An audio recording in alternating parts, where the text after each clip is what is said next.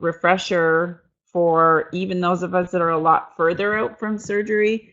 And it's a really great one for those that are new out from surgery. It's a nice one. Sometimes some of really most of our support topics are meant for people a little bit further out. They're not really geared for people who are in that early honeymoon phase. So, but this is one that's great for both groups. So I'm excited about it tonight. All right, so welcome to support group. Tonight we're talking about the 10 steps to long-term success. And you can see I wrote on here, you control your own destiny. And that's so, so true. One of my favorite quotes here is, success is not final. Failure is not fatal. It is the courage to continue that counts. And I think all of us as sleevers, especially as we have those moments of weakness where maybe you're doing, and you're having a really crappy day and you wind up, reaching for the tub of ice cream, or you've been traveling and you wind up, eating stuff that you wouldn't normally eat. And you really, a lot of us will get really discouraged and be like, I can't do this, I'm off track. And the most important thing to remember is that failure isn't fatal. It's a part of the process, right? We all do. We all have these moments where we fail. It's the courage to keep going. It's the courage to get up the next day and keep at it. And I love this. People have this idea that success or weight loss is just this straight line, right? That it's supposed to go from A to B to C, and all of a sudden you're at Z. But really, this is what it looks like, right? Sometimes you're going sideways, sometimes you're going backwards, sometimes you're just going in circles. But the overall trajectory is a positive one, and that's what we want to see.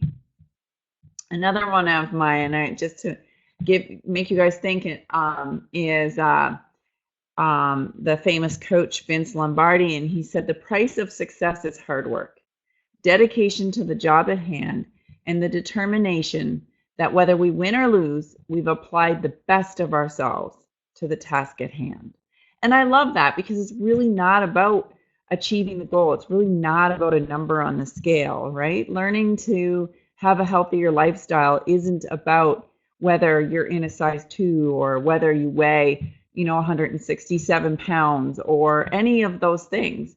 It's about whether you're having the life that you're meant to have. And really, all of the things that we're going to be talking about tonight in the 10 points are all things that lead to having a better life, that lead to having a more fulfilling life, and also happen to help with weight loss, and also happen to help overall with your health. So, of course, the number one is support, social support. So being here like we all are tonight, hanging out online, but also hanging out with other sleevers, chatting on the online forum, chatting on Facebook with one another, encouraging each other. I can't encourage you enough to post on things like Throwback Thursdays or Selfie Tuesdays, where you celebrate how far you've come, right?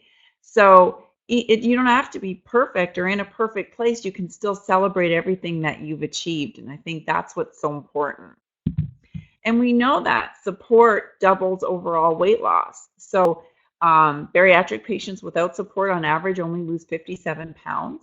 But bariatric patients who have a support program lose on average 113 pounds. And we know from our own data that patients who participate in our program lose 20 pounds more than the ones who don't. So it makes every single year. So it makes a huge difference.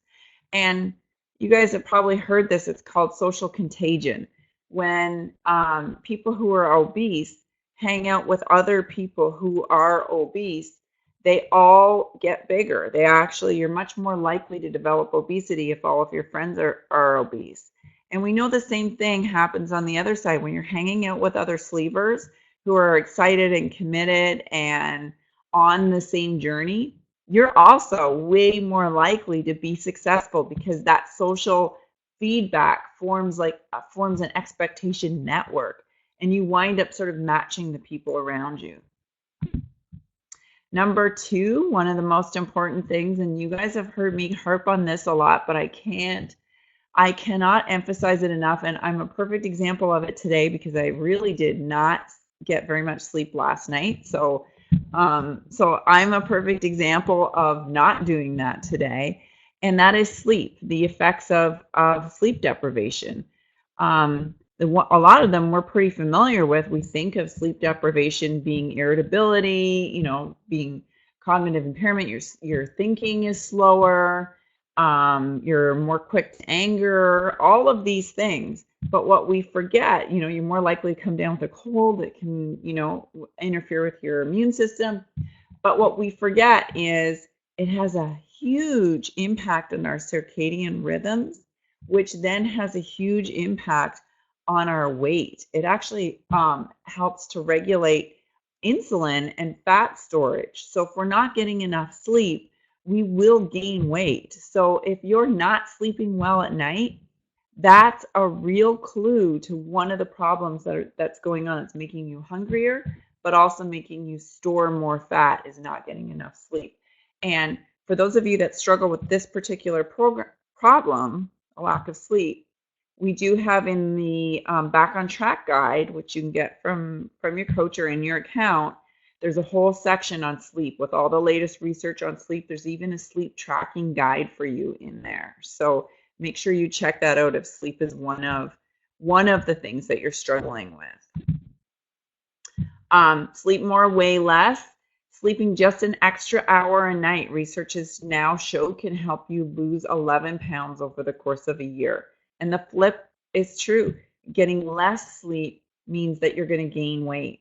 Okay, so sometimes we think it's all about our diet, but it's not. And there's some really fascinating new research. There's small studies, and a lot of them are still animal studies, but looking at circadian rhythm and fat storage. There's some, the next 3 or 4 years, the research around sleep and adipose tissue, I think is going to be a pretty fascinating area to watch.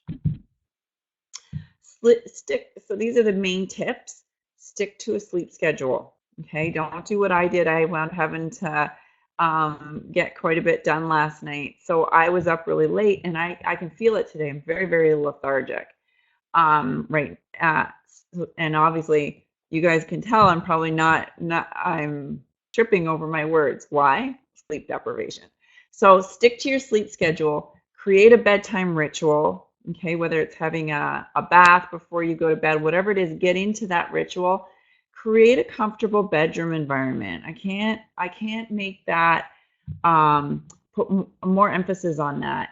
Having nice, crisp, clean sheets, having your bed turned down, having your, however it is that you like. I like to have a glass of water next to my bed, making sure the blinds are shut tight. There's not light coming in, and things are put away so that it looks nice right before you go to sleep. You will sleep better. No electronics or TV in bed at all, but also not before you go to bed. Blue light and the light emanating from your phone increases your excitement. It increases your brain activity. It increases the rate at which you breathe even, and it makes it much, much more difficult for your body to relax and go to sleep. So it's really important, and it interferes with your circadian rhythms again, your body's cycle, your ability to sleep. Number 3, get moving. Get moving. You guys have heard me say this so many times. This is not about losing weight. When you're exercising for the purpose of losing weight, it doesn't work because we all overcompensate. But when you're exercising to maintain the weight that you've lost, it's extremely effective. And we know people who are more active after they lose weight are much better at keeping the weight off than those who are sedentary. So even if you have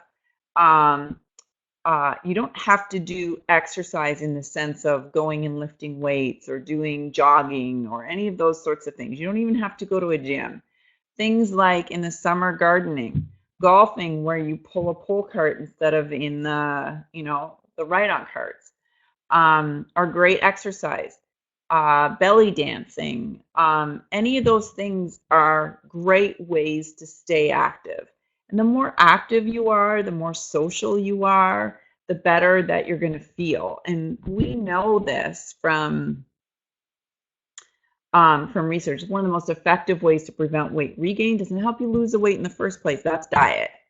But exercise can help you from regaining the weight.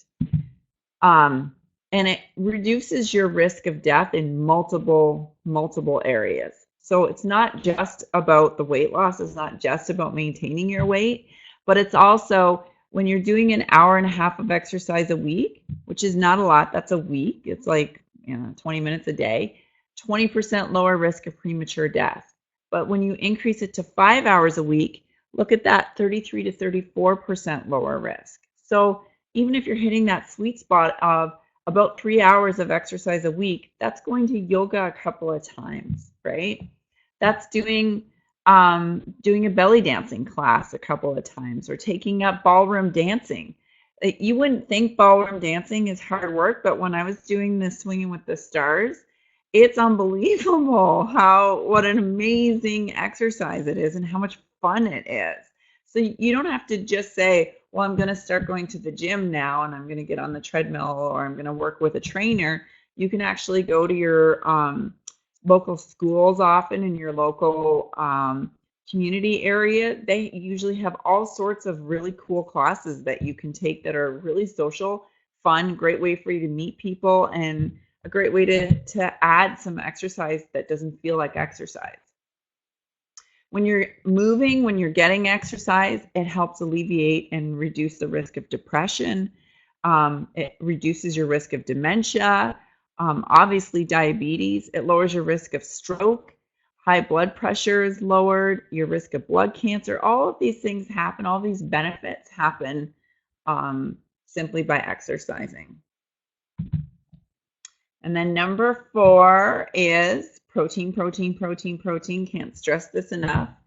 We know that as people are eating more calories and they're eating greater and greater portions, they're gaining more and more weight. And it's the same even after you have your sleeve, right? After you have your sleeve, if you're eating more and more food, obviously you're going to have less and less success. So how is it that as a sleever, you're able to eat a lot more food? Well, it's always eating the wrong foods. I've yet to meet a sleever who can sit down and eat a giant steak and then get through a bunch of other things. You can't. But I can eat a whole bag of popcorn, right? And we can all eat tons of crackers, and we can all eat tons of chips. Simple carbohydrates are easily and quickly and rapidly digested, but proteins are not. And that's why that's such an important macronutrient for us.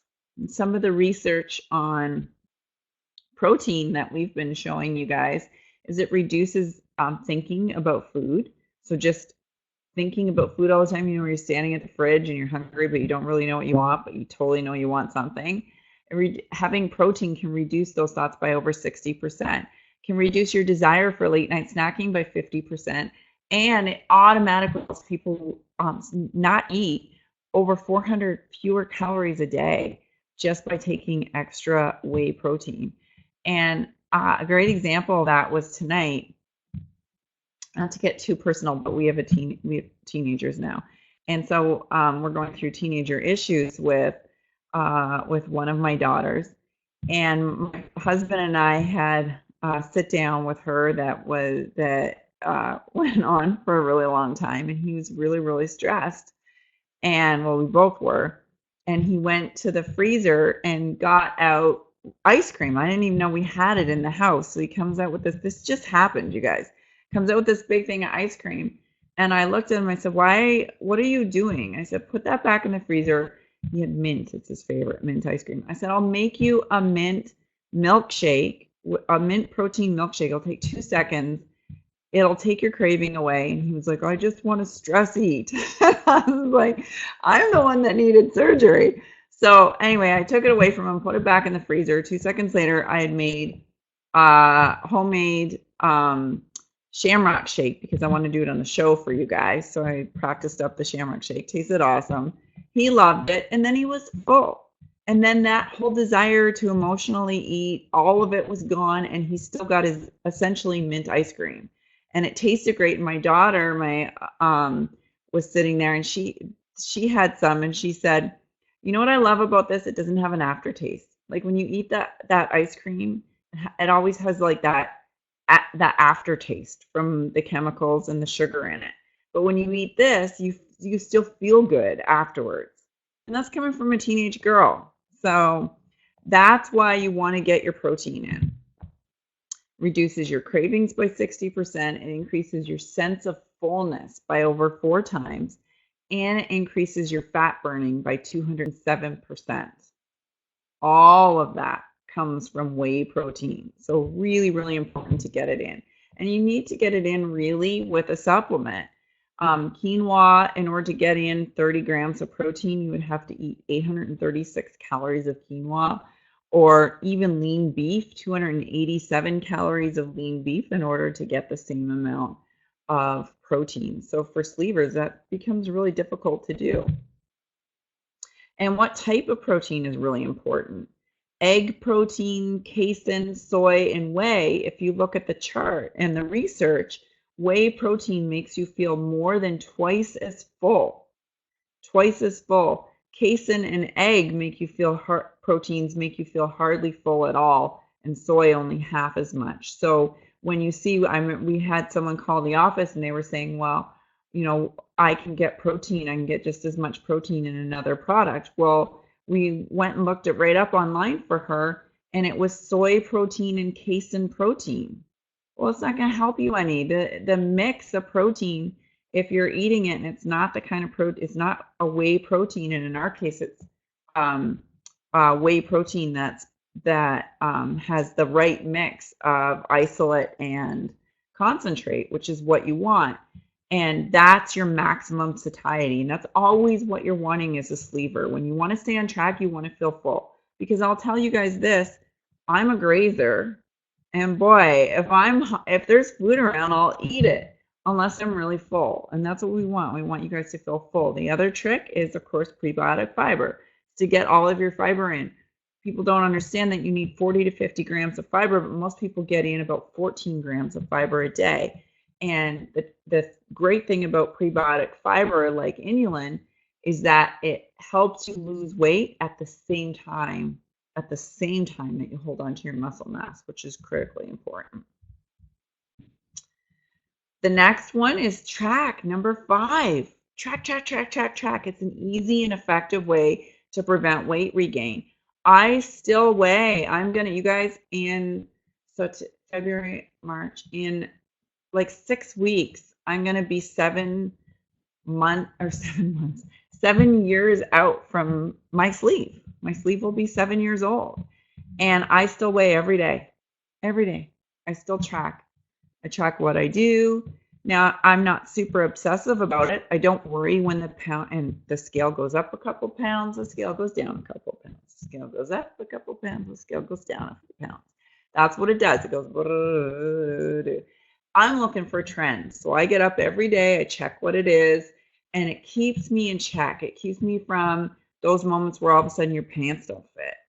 I don't worry about that because I know what my trend is every day because I'm tracking. And that's what you guys need to do, is track it, track what you're eating, track what you're sleeping, and track your weight regularly. Every day is best. Number 6 is huge. Huge. Stress management.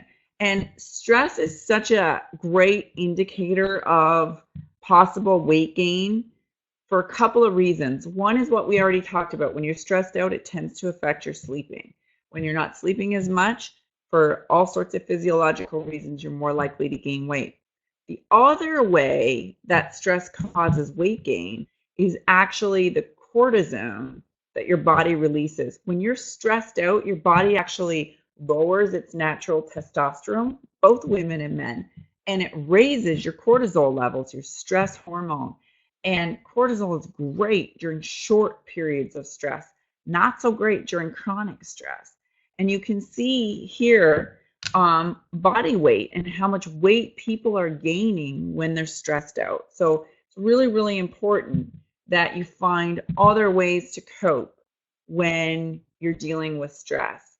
And one of the most important ways is to make sure that you've got good food choices surrounding you so that when you're stressed, you're not trying to rely on willpower. Because whatever is stressing you out in your life right now is using up your willpower. And you gotta let those resources go to manage whatever that stress is, right? But the rest of your life, you need to just have your cooking around. You need to know that you've got your chicken and your fish, or your pepperoni, sticks, whatever it is that you have for your um, protein source. Your shakes should be ready to go. Your protein treats should be ready to go. And you should have treats like that on hand for you so you can crowd out the junk food, and so that you don't have to rely on forcing yourself to make a healthy choice. It's just easy because it's right there. And then let yourself concentrate on whatever that stress is in your life so that the food part becomes less important. Reading a book, watching your favorite film, watching a funny film. Actually, there was just a big study, and it was published in, I think it was the New England Journal of Medicine, but it was in the New York Times, and it was on just the simple act of smiling. When you're super stressed out, they actually took a bunch of people, and they literally had them smile. And so they're all stressed out and they're all smiling like idiots, even though they didn't want to smile. And they all not only measured themselves, self-measured that they felt way better, but all of their physiological indicators improved. So their cortisol levels went down, their oxytocin levels went higher. So absolutely amazing just from the physical act of smiling. So not that smiling is going to solve all the stresses in your life, but it will give you a little more energy for being able to deal with them. Number seven, healthy, not thin. I love this. You guys will see us on Facebook lots talking about more than the scale, right? We're doing a whole series of inspirational stories, your guys' stories. So if you want to share your story, let us know, and our writer will interview you. But it's all on more than the scale. Why this is not about the number. And I think this is so important. Here's a great example. I love this one. I wanted to show it to you guys. If Barbie was real, this is what her body would look like, all crazy, right? Impossible Barbie, they call it. And so we always have this idea of what this sort of weird idea of what we want to look like, or what the perfect body is, or how we don't match up. And instead of concentrating on just how we look on the outside and how our body looks on the outside, it's amazing when you start to concentrate on how your body functions, right? Like, I look better now. I'm in my 40s and I look better now than I ever did, not even in my 20s. So I really appreciate and I'm really grateful for how I feel like it's a miracle. So do I have cellulite? Absolutely. Do I have stretch marks? Damn straight I do. Do I have loose skin still? Yes, I do. But will I wear a bikini and rock it out on the beach? Yeah, I totally will, because I'm really proud of how I look. And I don't expect to look perfect. And I get to concentrate on how functional my body really is, and what a joy it is just to be healthy, and what a joy it is just to be normal, right? Just to feel normal again. And so these are the things that we want you to concentrate on instead of so much on the number on the scale. This one's really important for sleepers. Number 8, learn your full signal. Okay, this is super learned behavior. Do you guys all how many of you, I know you can't show your hands, but you can write or say or tell me here in the chat area. How many of you have noticed that when you get the flu or you get really sick for a few days, that even with your sleep, you can hardly eat anything the day after? Or you'll have days where it feels like you eat only a few bites and you're super full, and then you have days where you feel like you could eat all day and never get full. Yeah, see? I'm not the only one. I think we all get like that. That's what a full signal is. And what happens is When you keep overeating past the point of feeling full, you blunt your full signal, and your body starts to get used to bringing in just a little more food each time, and a little more food each time, and a little more food each time. And you can reset it by simply paying attention, being really mindful when you're eating of when you're starting to feel full, because you actually don't feel fully full until about 20 minutes after your meal is over. But what we want you to do is really pay attention, eat slow enough so that when you're nearing the end of your meal, you're not overeating those few bites. And it's going to keep you from getting into trouble down the line. But also, if you already find that you're overstuffing yourself, then relearn that full signal and back it up a little bit. You're going to find that you'll reset your full signal again. Yeah, and there's another example on the plate. So you can see which one looks like you're getting way more food to your eye, especially if you, put my hand in front of it, but especially if you take your hand and you cover up one side or the other. So if you kind of close one eye and then cover up the left one with your hand so you can only see the right one, and then move your hand over and look at the other one, which one looks like it has way more food on it? Well, the smaller plate relative to the food looks like you're getting a lot more. So that's one of the reasons why I always eat with a really small plate. Number 9 really is hand in hand. It's a sister to number 8, and that's slow it down. Slow down the eating. If you're finding that you're starting to get back into the habit of eating too fast, slow it down. It doesn't take long to develop a new habit for chewing, actually. Some habits are longer and are more difficult to do, but habits like this, if this is what you set your mind to achieving, you can do in about 2 to 3 weeks. You can reset how you chew and how you eat. So we know calories consumed. If you're a fast eater, you're going to consume way more calories than if you're a slow eater. So study after study has shown that. So just slow it down and eat slower. You're going to be much more apt to catch your full signal, and you're not going to eat as much. So every time you eat a meal, sit down, chew slowly, and pay attention to the flavors and the textures of what you're eating. Yeah, Jody, that's a great 20 chews. I love it.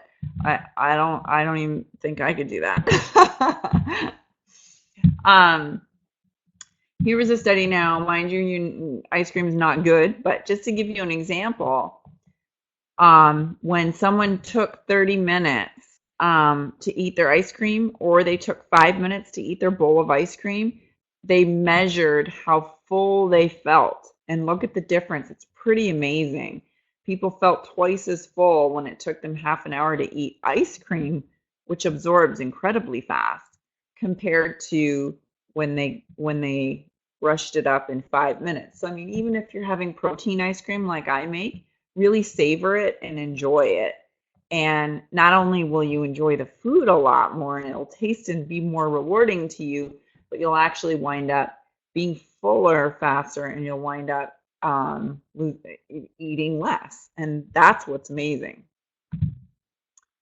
And then number 10, I am such a huge believer in this for so many reasons. I think it's one of the reasons why sleevers get off track that they're not aware of. All of us know when we're eating a lot of junk food, or we're eating a lot of carbs again, or we're getting back into the sugar, or adding sugar to our coffee, and all these little things that start to cause problems. But one of the little things that causes problems that a lot of us don't think about is television watching. And I'm going to tell you why. There's been some fascinating research on what happens when you watch television programs that have food commercials, which is almost all of them. So when you watch a food commercial, you would think, you think about the Tim Hortons ice cap you just saw on the thing, and then you want it, right? And it goes in your head, and you probably wind up going to your fridge. You're looking in your fridge for something to eat. You don't know what, and you don't know why. You haven't quite 100% connected it with the Tim Hortons ad. The scary part, though, is that that's not when it stops working. In fact, they've studied women and watching 20 minutes of television for the rest of the day, even many hours later, they are eating way more calories and they're craving way more food. So the reason why all of the major food producers advertise so heavily on television is because it works.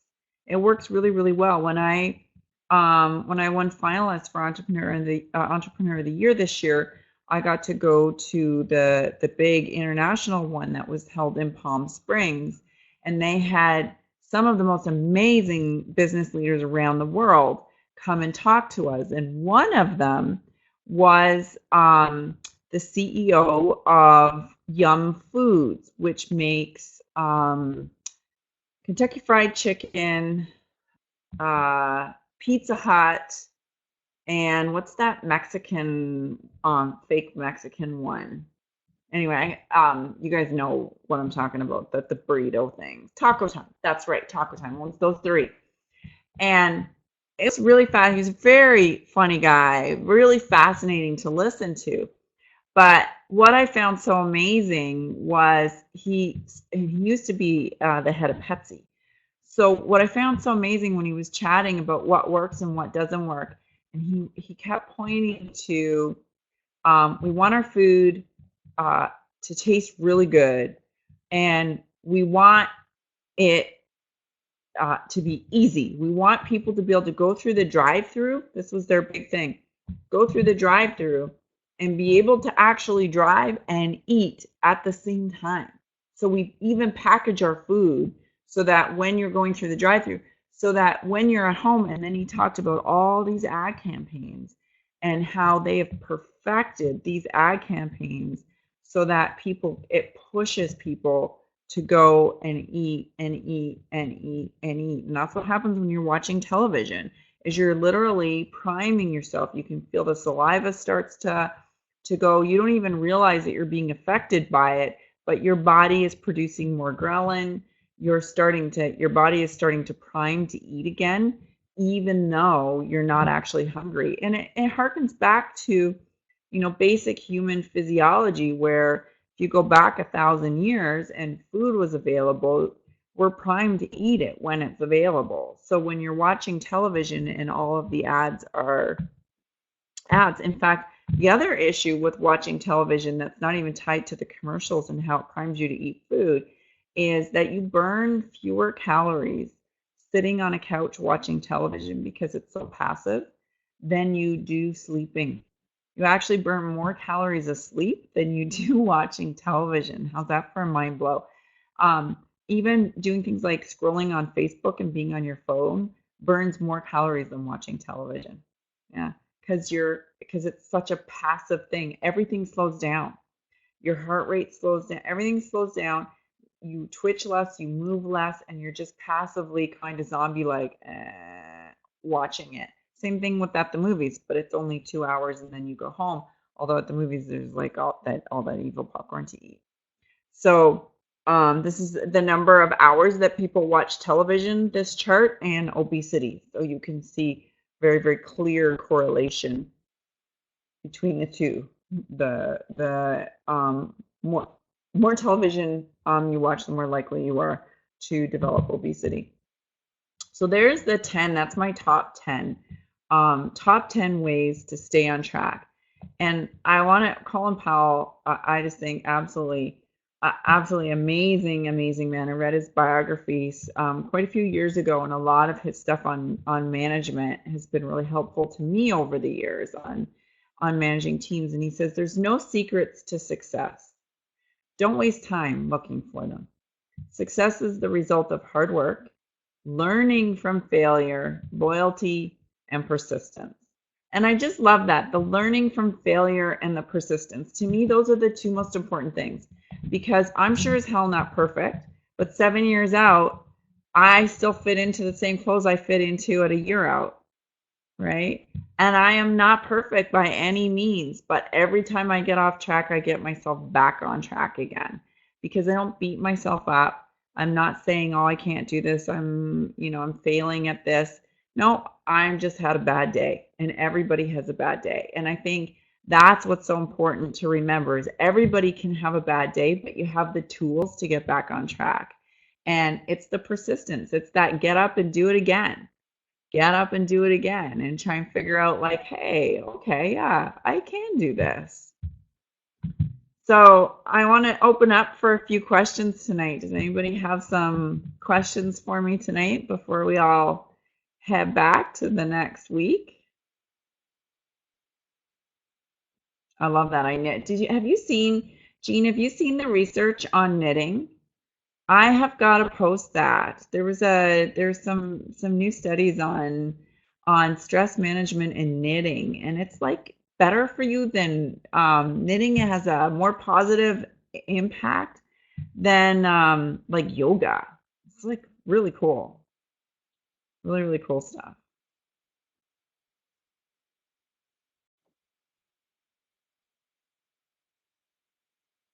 Let's see, I see we got, oh, you're welcome, Jody.